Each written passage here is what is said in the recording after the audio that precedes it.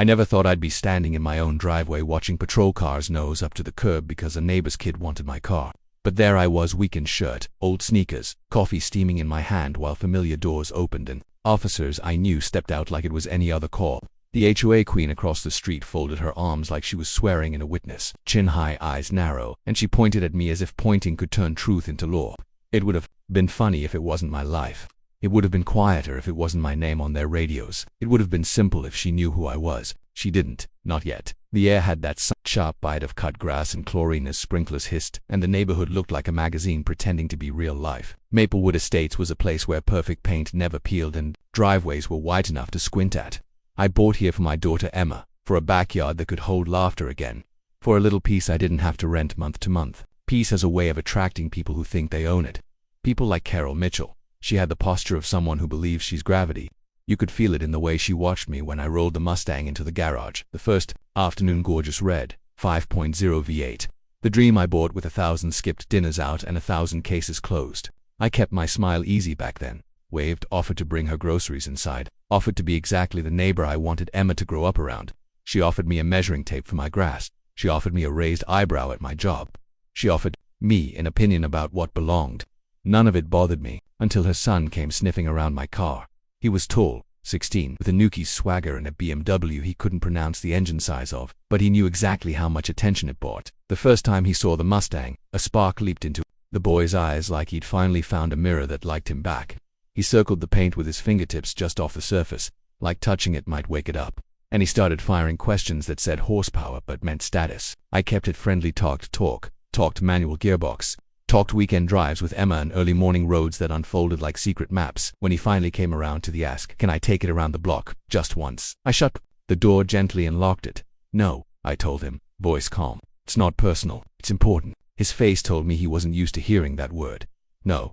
The shortest word, too heavy for some people to lift. He left with swallowed anger, heel scuffing my driveway like a promise. I watched him go and made a note to check the side gate latch. Old habits, old instincts. They don't retire even when your badge says chief. Emma caught it tooth the way he stared, the way he lingered, the way he didn't wave back. That's Emma's gift. She sees what people try to hide in themselves. One night over dishes, she said, he looks at the car like it's already his. That's not normal. I told her some kids grow up mistaking want for need. She just looked at me like she wished wanting was the worst thing he was going to do. WASN single quotes T. The next time he appeared, he came with a tone he'd borrowed from adults who never earned it. He stood in the garage doorway while I sorted wrenches and said, "You're being unfair." That word again, fairness, dragged into places it doesn't fit, used to pry open doors that were never theirs. I told him what my father told me. Fair isn't everyone getting the same thing. It's everyone getting what they earn. He called me selfish. I set the wrench down and turned full to him. That was the first time I saw it in his eyes, not curiosity anymore, but calculation. He said the quiet part out loud when he felt cornered. My mom runs this HOA. She doesn't think people like you should even be here. It wasn't the first time I'd been filed under a label someone else needed me to wear. I let the silence sit a second so he could hear how loud it was. Then I pointed to the sidewalk.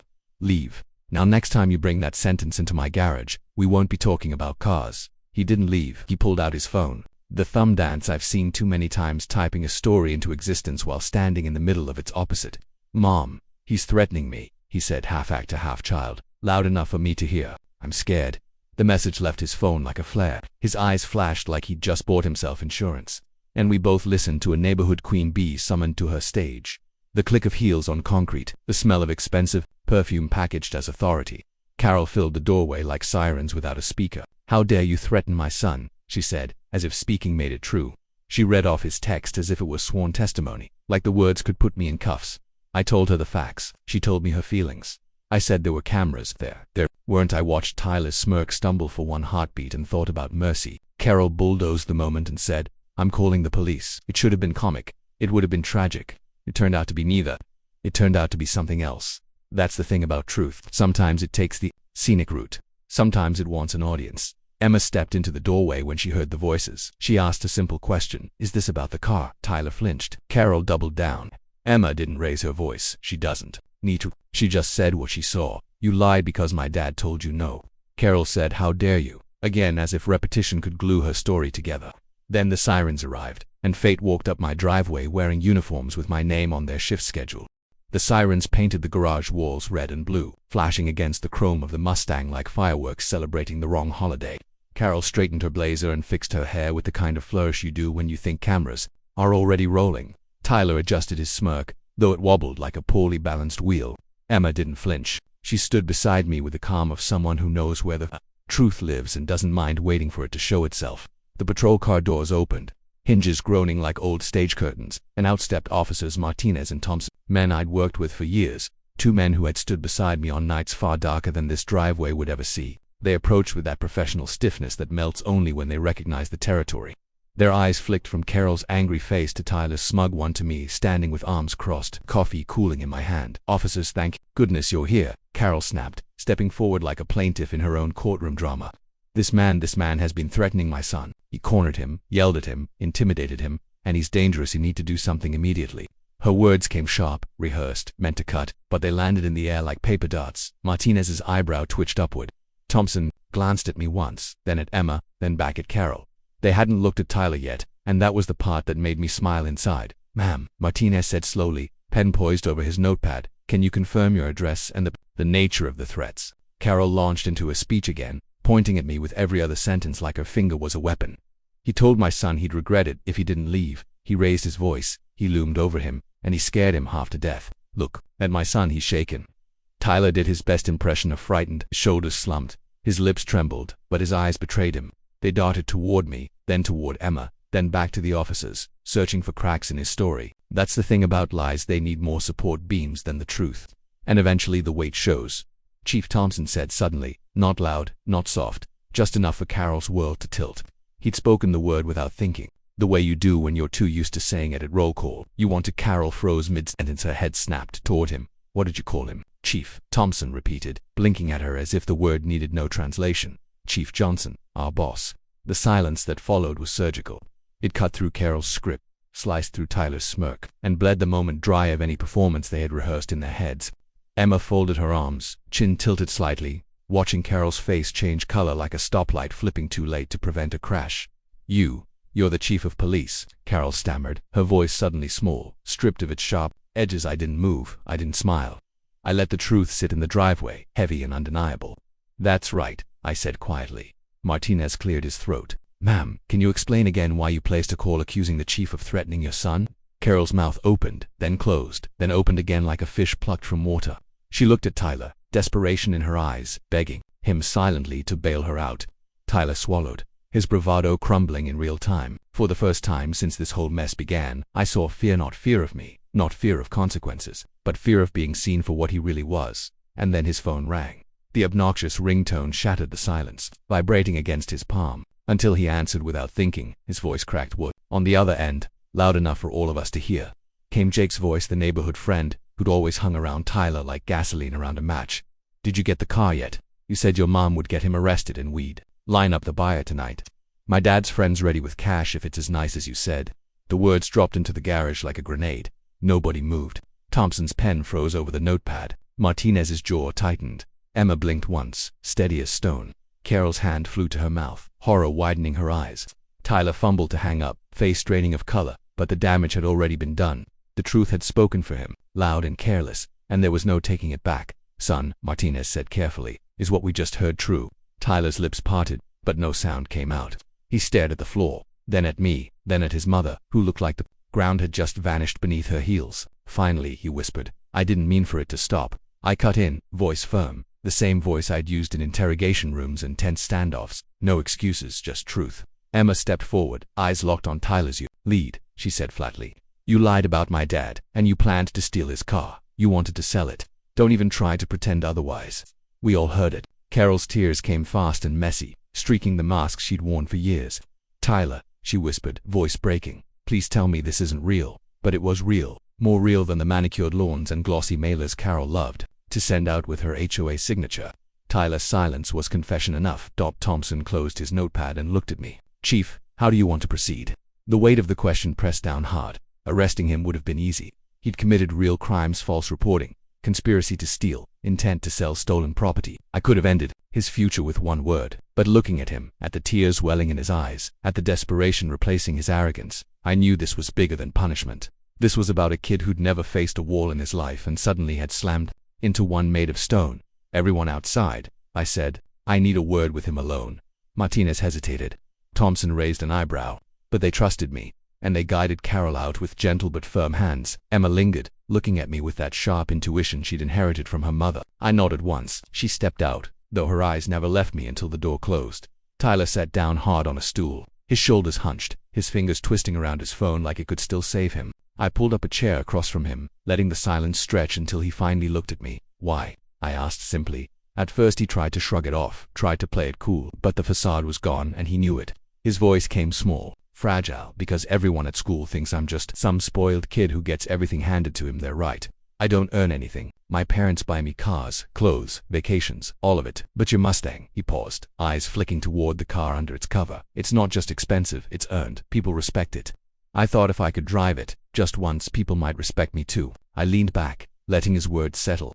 It wasn't the excuse I'd expected, but it was honest. Honest enough to sting. "Respect doesn't come from borrowing someone else's keys," I said quietly.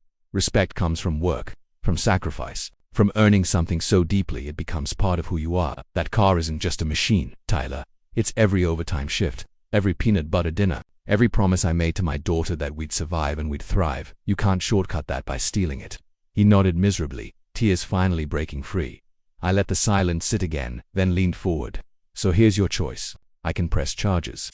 You'll have a record before you're 17, court dates, headlines, doors closing on your future before you even try to open them. Or you take responsibility. You apologize to the officers. You get a job, a real one, where you sweat for your paycheck. You pay back the cost of the call you wasted $200, donated to kids who don't have what you have. And you write your mother a letter, not excuses, the truth. What you did, why you did it, and what you're going to do differently. You do all that, and I'll keep this between us." He stared at me like I'd just handed him oxygen. I'm not doing it for you," I cut in. "I'm doing it because second chances mean something if you earn them. You earn this one, and maybe you'll remember it when it counts." He nodded, wiping his eyes with the back of his hand. "I'll do it. I'll do all of it." "Good," I said. "Now, let's bring them back in." When Martinez and Thompson returned, Tyler stood straighter, voice shaking but clear. He confessed. He admitted the lie. He admitted the plan. He apologized. He said the words no one had ever made him say before. "I was wrong." Carol cried openly now. Mascara streaked down her cheeks, whispering apologies to me and to Emma, who only nodded with quiet strength. The officers accepted his words with professional detachment, but I could see respect in their eyes for the choice I'd made, for the chance I was giving him. As the cruisers pulled away and the neighborhood lights dimmed back into ordinary, Emma turned to me. "Do you think he'll actually change?" she asked. I glanced at Tyler, who was walking home with his mother's hand resting awkwardly on his shoulder, and I saw something different in his posture. Not entitlement, not arrogance, something closer to weight. Responsibility finally settling in. "He has a chance," I said. "Sometimes, that's all someone needs." I didn't know then that the real test was only days away. That maybe quiet streets were about to erupt in a way that would drag all of us, me, Emma, Carol, even Tyler, into a night that none of us would forget. 3 days passed like smoke through fingers, thin, fragile, gone before you knew it. Tyler had started his job at the grocery store, bagging groceries with blisters blooming on his palms, and a humility that came out shaky but real. I saw him once after his shift, uniform shirt untucked, hair plastered with sweat, his voice quiet when he said, "I made $47 today." Emma overheard and teased him. Wow, rich man now, but there was no sting in it, just a thread of respect he wasn't used to hearing. Carol kept her distance. The ruler she once used to measure lawns stayed in the drawer. Her HOA emails softened, and she looked smaller when she passed my driveway, as if power had been peeled away and left her human. For a moment, Maplewood Estates felt like it might actually settle. But peace has a short shelf life in places where control used to rule. The phone rang at 2:17 a.m. The sound dragged me from sleep. Instantly, 20 years in law enforcement teaches you that no good news waits until morning. "Chief Johnson," came dispatch Sergeant Williams' voice, tight, clipped, multiple break-ins in progress. "Maplewood Estates. Suspects are armed, units en route." I was already on my feet, shirt yanked on, sidearm holstered. "How many houses?" I asked. "At least 4. She said. "They're working systematically. They know the area. They're staying ahead of patrols." "Send a unit to my house immediately," I barked. "My daughter's inside." Emma stirred when I opened her door. She blinked sleepily, voice groggy. "Dad, stay put," I said. "Lock your door. Don't open it for anyone but me. Do you understand?" Her eyes widened, but she nodded. "Yes." I was halfway down the stairs when pounding rattled the front door. My hand hovered on my weapon, instincts firing. until I opened it and saw Tyler standing there, chest heaving, baseball bat in hand. "They hit the Petersons," he gasped. "They're moving down the street. Your house is next." For a moment, I saw the kid who'd lied about me, who'd smirked in my garage, but now his face was stripped bare, pale, scared, determined. Inside, I ordered. "Now with respect, sir," he said, voice steady despite the tremor in his hands. "I can't. Mrs. Peterson's alone. The Williamses just had a baby. I'm not hiding while they get hurt. Courage and recklessness wear the same shoes. The only difference is where they step." I studied his face and saw something new. Fear, yes, but not for himself, for the neighbors he'd once sneered at. For the people who had forgiven him. I pulled him inside, but my mind was already racing. Backup was minutes away. The suspects were seconds out. "Sir," Tyler said, breath still ragged, "your car, it's loud, scary loud. What if we use it?" The idea hit like a spark in dry grass. The Mustang wasn't just a car, it was a roar. It was thunder bottled in steel. If noise could scatter them, if presence could make them hesitate, we had a chance. "Follow my lead." "Exactly," I said. "If I tell you to run, you run." He nodded. "Yes, sir." The Mustang screamed awake, engine growling so fierce it shook the garage walls.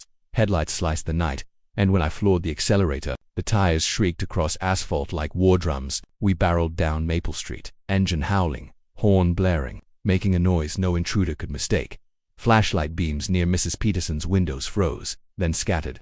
I saw shadows darting back through her yard. "Running, it was working again," Tyler said. His voice cracked but carried fire. I spun the car around and gunned it back the other way. Horn blaring, engine roaring like judgment. 3 figures sprinted across lawns, colliding with hedges, scrambling like animals caught in the open. Then I saw it. The van Dotted was parked at the end of the street. Lights off, engine running, waiting. The side door slid open, and before the sound reached us, the muzzle flash bloomed. The windshield spiderwebbed inches from Tyler's face. "Down," I shouted, yanking the wheel, reversing hard enough to slam us into our seats. The Mustang screamed in protest, but we cleared the line of fire. Tyler was already on the radio, his voice steady. "Shots fired. Maple Street. Suspects in a dark van heading toward Elm. Armed. Repeat, armed." Sirens wailed faintly in the distance. "Too far. Too slow. They'll escape," Tyler said, gripping the bat tighter, though it was useless. "Not if we cut them off," I replied. At the corner of Elm and Maple, construction had narrowed the road to a single lane between concrete barriers. A choke point, a trap. If we got there first, I floored the accelerator. The Mustang roared, every piston firing like a promise, and we hit the intersection seconds before the van. I spun the car sideways, blocking the gap completely. Dust and gravel sprayed. The Mustang sat like a barricade forged from stubbornness. The van screeched to a halt 30 feet away. The side door slid open again. 3 men jumped out, one raising a gun. "This is Chief Johnson of the Metro Police," I shouted through the cracked glass. "You're surrounded. Drop your weapons." It was a bluff. We weren't surrounded yet. But sometimes authority buys you the seconds you need. The gunman hesitated, caught between fight and flight. His eye flicked to the Mustang, to the headlights glaring into his face, to the kid beside me who refused to duck, then salvation. The first patrol car fishtailed around the corner, lights blazing, sirens screaming, then another, then another. The suspects froze. The gun lowered. Hands went up. Within minutes, they were cuffed, disarmed, shoved into the back of squad cars. The van was searched, weapons pulled out, burglary tools laid on the hood like trophies of their arrogance. Neighbors emerged from their homes, pale, shaken, robes clutched tight, children held close. And there, in the middle of the chaos, stood Mrs. Peterson in her pink bathrobe and slippers, hair wild, eyes sharp. She marched across the lawn and wrapped Tyler in a hug so fierce it bent his shoulders. "You foolish, brave boy," she whispered. "You could have been killed." "I couldn't let anything happen to you," Tyler said, voice breaking. I watched them and felt something shift. A kid who had lied to destroy me was now being thanked for saving us. A neighbor who had ruled with fear now looked at me with tears in her eyes, whispering apologies she'd never thought she'd say. Emma ran into my arms, clinging to me so tight I could barely breathe. I thought she started, but I hushed her. "It's over," I said, "for now." But it wasn't over. Not really. Because when morning came and the reports were written and the evidence logged, one truth became clear. The burglars hadn't chosen Maplewood randomly. They knew the streets too well. The blind spots, the gates that never latched, the houses with cameras that didn't cover the right angles. It wasn't random, it was informed, and someone inside Maplewood had given them the map. Morning sunlight spilled across Maplewood like nothing had happened. But the bullet hole in my Mustang's glass glittered in the driveway as if the night had left its autograph. Emma stood beside me, arms crossed, eyes fixed on that hole. "You're not fixing it?" she asked. "Not yet," I said. "Some cracks remind you what you survived." Neighbors drifted around like ghosts in daylight, whispering about the van, about the arrests, about the fact that police cars had filled our streets like a parade nobody asked for. Some of them shook my hand, some looked away, embarrassed they hadn't done more. But the truth hung heavier than gratitude. These men hadn't just picked us, they'd known where to go, where to hide, and how to move. Someone had told them by noon. Carol knocked on my door. Her knock didn't sound like authority anymore. It sounded like apology wrapped in guilt. When I opened, her posture had collapsed, her shoulders hunched, her mascara faint like she'd tried to wash her face and only half succeeded. "Can I come in?" she asked. Emma stood in the kitchen, watching carefully. I nodded and led Carol to the table. She didn't sit until I did. For once, her eyes didn't dart around looking for flaws in my house. They looked down at her hands, twisting like she wanted to wring the truth out of them. "I think this is my fault," she whispered. "Go on," I said. She swallowed, voice thin. 2 weeks ago, I fired a contractor. He got angry, said he'd show me how it feels to lose control. I thought it was bluster, but last night when I heard one of the suspects' names, I realized he's the cousin. I should have reported it. I didn't. I didn't want to admit I'd made a mistake. Emma stepped closer, her tone sharper than mine. "So you put the whole neighborhood in danger because of your pride?" Carol flinched, tears welled up. "Yes. For the first time since we moved here, Carol Mitchell wasn't the queen of Maplewood Estates. She was just a woman who'd built walls around herself until they collapsed on her. We can work with this," I said, "but no more secrets. If you know something, we all know it." "Understood," she nodded, eyes glassy. "Understood." That afternoon, Tyler showed up in his grocery store uniform, hair damped with sweat, clipboard in hand. "I've been thinking," he said, "if they knew the blind spots, then we need to cover them. We can map the whole neighborhood, lights, gates, cameras, fix the weak spots." Emma raised an eyebrow. "You want to run security for Maplewood?" Tyler straightened, embarrassed but resolute. "I want to fix what I helped break." So we spread a map across the dining table. We circled every house. We marked which porches had cameras, which fences had gaps, which yards were too dark at night. Emma suggested a phone tree, 4 numbers each. No voicemails. Call until someone answered. Tyler added shifts for volunteers to walk the streets in pairs at night. Carol scribbled down gate repairs and offered to fund better lighting, out of her own pocket. For the first time since we moved here, Maplewood didn't feel like a collection of perfect lawns. It felt like a team, imperfect, scared, but willing. 2 nights later, the test came. A pickup truck crept down Maple Street, moving slow, plates covered in mud. The passenger jumped out, bolt cutters swinging from his hand. He strode toward the barrier chain left at the Elm construction zone. He had the swagger of someone who'd done this before, who thought repetition meant safety. But this time he wasn't invisible. Tyler tapped his watch twice. Our radios crackled. I eased the Mustang out of the garage, engine idling, low headlights, off until the last second. When I hit the switch, the beams slashed across the street, pinning the man in white light. He froze, cutters mid-swing. The driver panicked, gunned the engine, and reversed too fast. What he couldn't know was that neighbors had parked their cars strategically to block every easy exit. He backed into one, tires screeching, and cursed loud enough for me to hear. Porch lights flicked on up and down the street, one after another, like dominoes of defiance. People stood on their lawns with phones recording, voices calling dispatch before I even had to. The man with the cutters dropped them and bolted. The driver tried to swerve out, but Thompson and Martinez swung their cruiser into the lane like a hammer, closing the trap. The suspects were pulled out, cuffed, and shoved into the back seats before they could even shout excuses. The neighborhood erupted not in fear, but in cheers. Small, shaky, nervous cheers, but cheers nonetheless. Emma's hand found mine.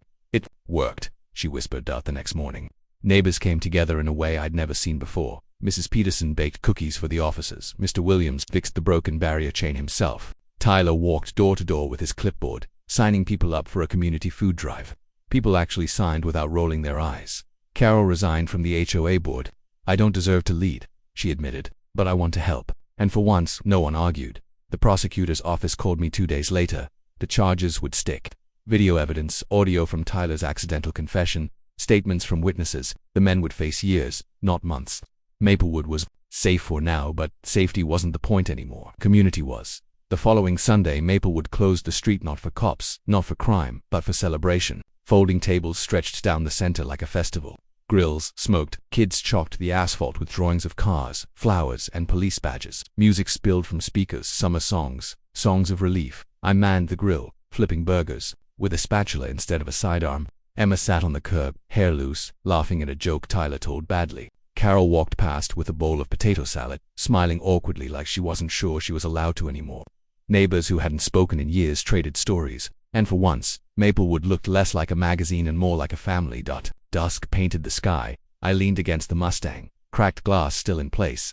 Carol approached, glancing at the bullet hole. Still haven't fixed it? She asked. Not yet, I said. Some scars need to stay visible. She nodded, and for once, she didn't argue. Tyler came over, clipboard tucked under his arm, grease smudge on his cheek from helping me under the hood earlier. Chief, he said shyly, about the car. I know I can't drive it, but would you teach me? Not just to drive, to build, to understand it. Emma perked up beside him. See, he's learning. I tossed him a rag. Pop the hood, I said. He grinned, and together we leaned into the engine bay as the neighborhood buzzed around us. For the first time in weeks, the Mustang wasn't just a car. It was a classroom, a bridge, a reminder that even the worst lies can sometimes lead to truths worth keeping. But as the last table folded, as laughter died into yawns, as kids were carried inside sticky with popsicle sugar, I felt the hum of something unfinished. Danger doesn't vanish in a single arrest. It waits, it watches. And I knew Maplewood wasn't done testing us yet.